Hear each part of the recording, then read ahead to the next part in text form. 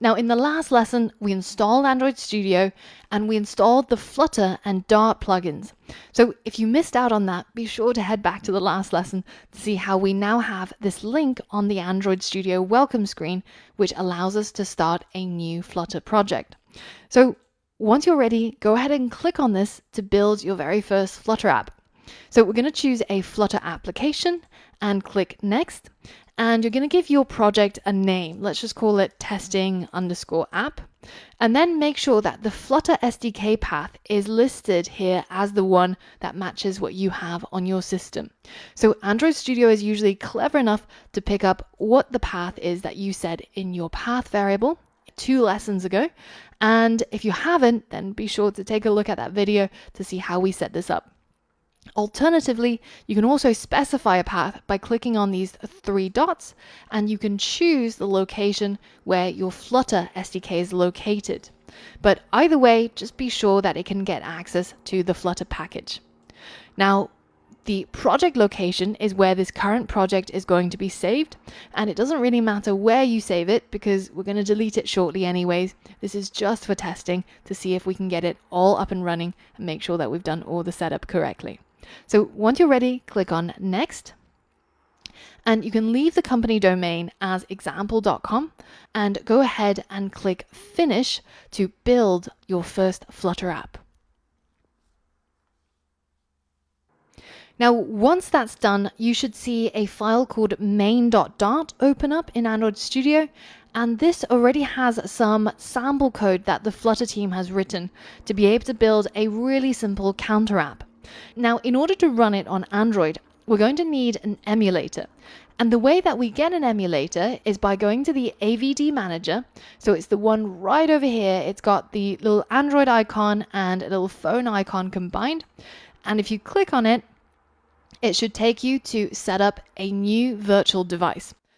Now, in terms of performance, I recommend choosing a Nexus device. So for example, the Nexus 6 or the 6P. Once you've chosen it, go ahead and click Next. And now you get to choose an operating system. Now, if you've already installed an operating system, then you should be able to simply select it and click Next. But otherwise, simply click on the download button for the operating system of your choice and just let it download and install.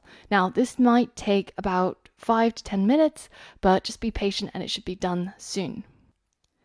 Now, once that's complete, go ahead and click Finish, and you can now choose that new operating system that you downloaded and installed. So now we can go ahead and click Next. And here you can give your AVD a name or choose whether if you want to have the device frame.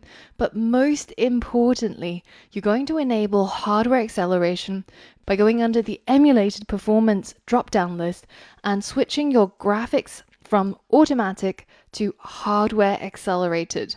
And this is going to make your emulator run so much faster. So this is why we chose a Nexus device rather than a Pixel device.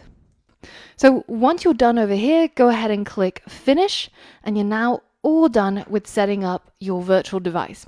Now, if you want to give it a go and see what it looks like, then go ahead and click on the play button right here, and your chosen emulator should now launch. And here it is. Here's our brand new emulated device. So now I'm going to close down this window, but remember you can always get back to it just by clicking on that icon over there, which is your AVD manager. Now, at this point, I want to test out this sample code that the Flutter team has created, and I'm going to test it onto my virtual device. So over here is where you choose the device that you want to test it onto. A little bit later on, after we create our first app, we're going to launch our app onto a physical device as well, and I'll walk you through the steps that are required a little bit later on. Now, if you have more than one emulator device, you'll see them show up here. So select the one that you want to build your app for, and then go ahead and click on the play button. Now, in order to see the progress of the running of your app, you'll see it inside your console down here, and you'll see the various stages that it's going through. And the part where it initializes Gradle usually takes the longest, so give it a few minutes and it should launch automatically onto the phone.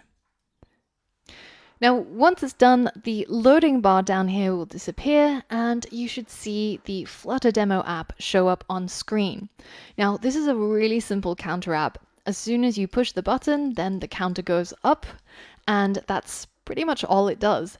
But if you've gotten this far, then congratulations, you have completed all of the steps in Windows setup and you are now ready to start building Flutter apps for Android development. Now, in the coming lessons, I'll be running most of the apps in the iOS simulator, but it's effectively the same if you're using the Android emulator. Now, if you're ready, you can go ahead and delete this testing app and head over to the start of the course where we'll build our very first app.